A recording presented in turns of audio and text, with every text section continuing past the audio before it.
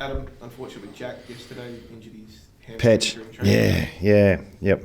So I think it's a minor one, but he did it in the warm-up. So I think he put up a bit sore from the game, but not too bad. So he's ready to full train, but just a little niggle. So he'll miss a couple of weeks. How does that change your midfield structure? Last week you obviously had that rotation with Brockman, Ryan and Petch. Yeah. Harley and Kelly coming back. Do you still run Ryan through there as much? I Maybe. think Petch had 7 centre bounces. Yeah. We liked the flexibility of that and the speed was good, wasn't it? So whether that's something we do every week, but yeah, definitely something we need to explore. Getting some more numbers through there too with our personnel was something we liked as well. So it worked okay for us that week. Doesn't mean it works every week, but Petch was part of that. So we have to work through a bit of a different midfield with obviously Harley and Kelly coming back in. But would have liked to have kept a bit of that. What did you think in the CV when Liam went out the Wrong way. When you're a midfielder and you're the first one to touch the ball, sometimes you just think before you kick, where am I going here? So he luckily had some good feedback, and I think he hit Duggan on the wing, so he's all good. Hart famously kicked 150 metres. Did he? Yeah, right. It happens. It does happen. Do you reckon there'll be a tag? Do you reckon that? You know Sam Mitchell better than anyone, having coached under you. You're his mentor a little bit. Not a little bit, a lot. Is this something that he would do to Harley, do you think, or do you think they'll just go? Look, I think Harley's got to get ready for that, whether it's this week, next week, whenever. And obviously, last time he played, there was some attention, so he'll work through that. Quite often when you've got support around you, it's a bit easier with hopefully Yowie and TK can provide that. But they're a pretty dangerous midfield themselves. They're like number one in a lot of stats around the stoppages, and so I think they're back in their system. If they give him attention, it's just something he can learn from, like last time he played. So it's not the first time it's happened to him, and we've got to try and find ways to get him into the game. And with his flexibility about going forward as well, we can explore that. And he's a 19-year-old kid just working his way through it. So it'll happen again, and no doubt, especially if he catches fire like he does sometimes. So we'll keep working through it, and next time it happens, he'll be better at it. What can the rest of the team do to help Harley? Look, this is not unique. So let's just calm down a little bit. People get tagged all the time, and teams have ways to help their players. So this won't be. There's nothing new here. This is just, TK gets tagged every second week. So you can block for them. You can give them the ball. You can play in different positions. They can just beat their opponent on their merits. Everyone's got a plan B. And Harley hasn't worked through any of that stuff just yet, to the point where it's really clear. So that's what we'll work through. It does seem that it's coming back into vogue a little bit, though, doesn't it? That most teams now have either a tagger or a cooler or something like that. Yeah, they do. We had 2 last week. We started with 2, and for as much as we liked it, it does take away your ability to defend as a team. So, and there's definitely room for it, but we probably conceded, I don't know, not goals, but field position when, the best thing for the team is to cover off someone else, but I've got my job. So finding that balance is important. Can you lock down a player but also comply to the team ethos is something that we'll work through. But yeah, it's definitely seems to be, it's happening a lot more. Speaking of balance though, I remember after that St Kilda game, I think a couple of players even acknowledged that they didn't maybe react as well enough to the tag on Harley and to sort of help him out. How do you find that balance of doing that without also maybe overreacting and going away from what you should be doing, which is obviously winning the footy? We're overreacting now a little bit about it. It's like the 5th question we've asked about. So let's just be calm. It's fine. We'll work through it. Harley will work through it, and we'll keep moving forward. How's Yo holding up, and do you think he'll play?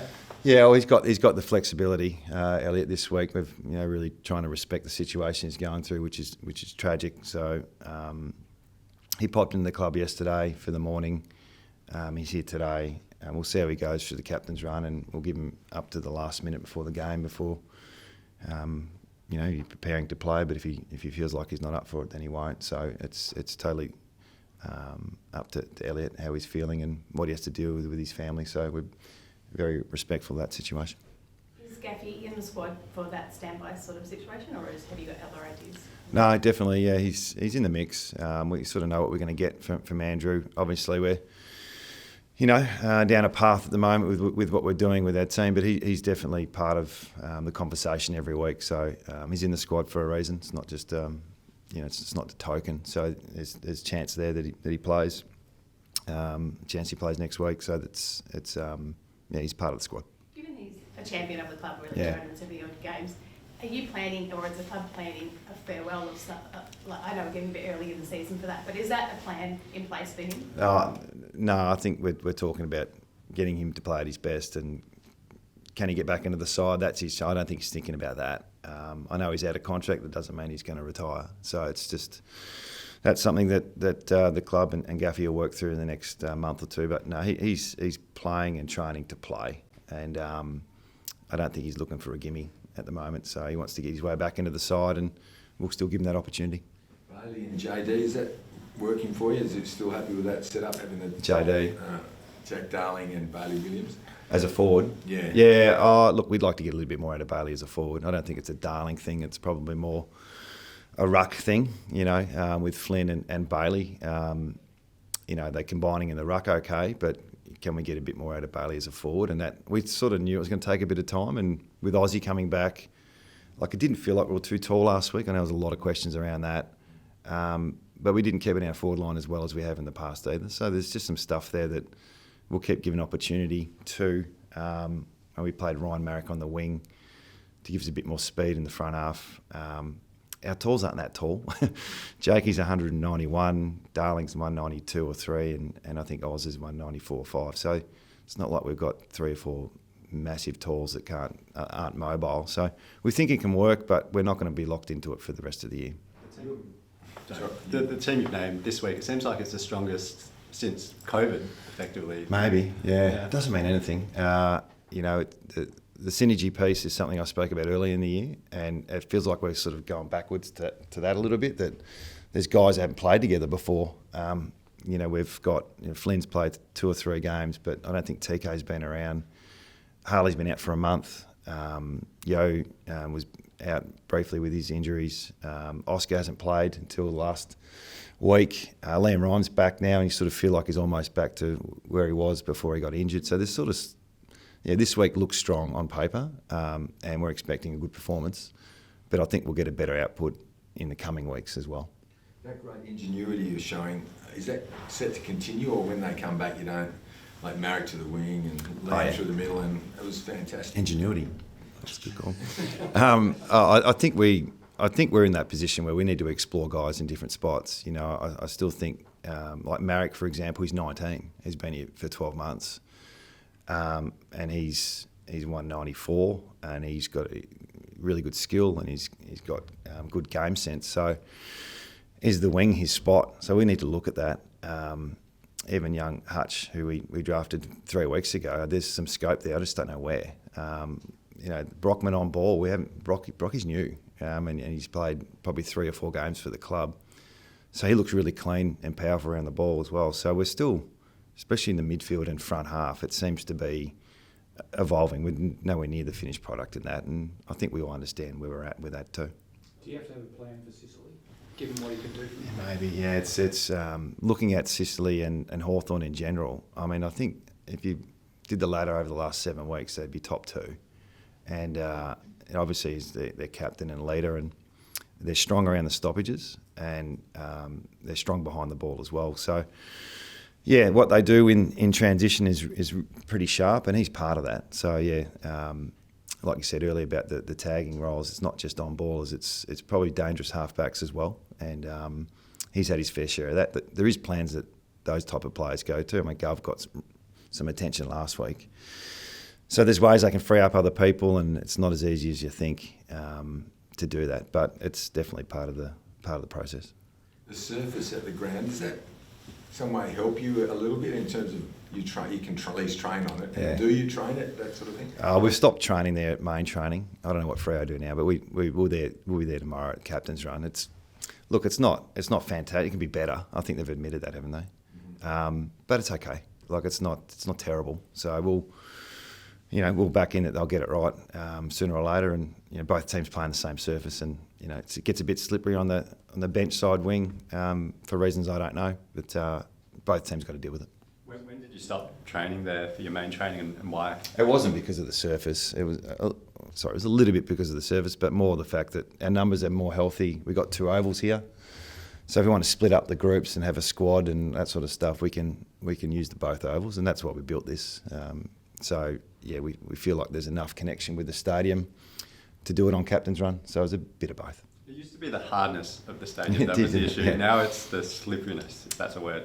I think it is. I think it's based a bit on the weather, really, as well. And the ground being a brand new ground back in 2018, it was hard. I think it was hard, but it was fast, and it was an advantage at stages. Now it's just a bit different. Yeah, it's whether it's the ground settled and the weather's a bit different this year.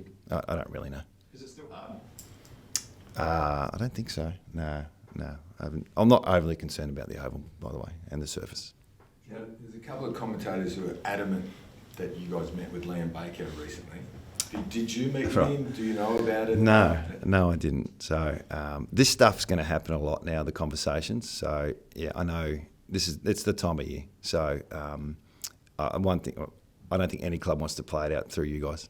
So you can ask some questions. We're going to deny, or we're going to tell the truth. You won't know. But it's just the way it goes. It's I wasn't lying before, by the way. It's just there's conversations happen all the time, and with the free agency and contract, you don't wait till the end of the year to have discussions. So I'm assuming there's discussions held everywhere. It's fair to say you would be interested, though, obviously. Oh, anyone who's that type of calibre, we're obviously where we're at, what we're trying to do, we've got some space there, and we want to get better. So anyone who's we think's up for grabs, we'll go after. Last week on radio said that the next 18 months for this recruiting period through all 4 avenues is going to be really important. Yeah. How much does that excite you, though, in the fact that you could be bringing in some real big talent like you already are and get a really strong list again? Yeah, we've been working pretty hard for the last few years, mainly through the draft. So without going through our list management strategy, there's obviously opportunity coming up for the club to grow more than just the draft. So we're a bit more settled in our list management structure now. So now it's just about progress moving forward, for sure. You get involved in that sort of stuff? A little bit, but not. I'm part of the crew. I'm definitely not leading it. Just finally on the transition stuff you spoke about before, I think Essendon kicked 11 goals from back half transition. How do you sort of make sure that doesn't happen against Hawthorn, where you said it's one of their strengths? Yeah, well, 7. I think they kicked 11 goals from our front half, a few from stoppages. So it hasn't been common for us. They made the ground pretty big, the Bombers. They lengthened the ground, and it took us a little bit of time to adapt to that. So yeah, it's definitely something that we don't want to see every week. Conceding goals from your front half. Most teams want to get it in their front half, lock it in, and score. So I don't think it's a score source that people strive for. But it happened to us last week in terms of a negative way. So we trained it this week. Hopefully we're better at it this week. But the Hawks are really going to challenge that. I think you're pretty good at it as well. It's one of your strengths as well. So it almost turned into a shootout. Does that bother you as well? Or do you like that? Or I think, yeah. Well, we don't want. We kicked 92 points, and I think 5 minutes to go. 10 points in it or something like that, and they kicked the last 3. But 122 points to 92. It's probably not the way both teams want to play. But every now and then those type of games happen. We're trying to get better at our ball movement as well as all these other things. The game opened up a fair bit for most of the day, and we couldn't stop it, and I don't think Essendon can stop it either. So I don't think that it's going to happen every week. Simon, you watch the under-18s? It's down the road. Would you on Saturday? I haven't this year, no. I remember watching a couple of years, last year, thinking, it was 2 years ago, and I said, that number 4 for who was Vic Country. I said, he goes all right. And he said, no, that's Harley Reid. He's not available till next year. That was a year before he got drafted. So yeah, I haven't seen a lot this year, to be honest. Mikey's got a story like that too, isn't he? Didn't he spot him as well? I think everyone spotted him. I don't think it was much of a challenge, that one.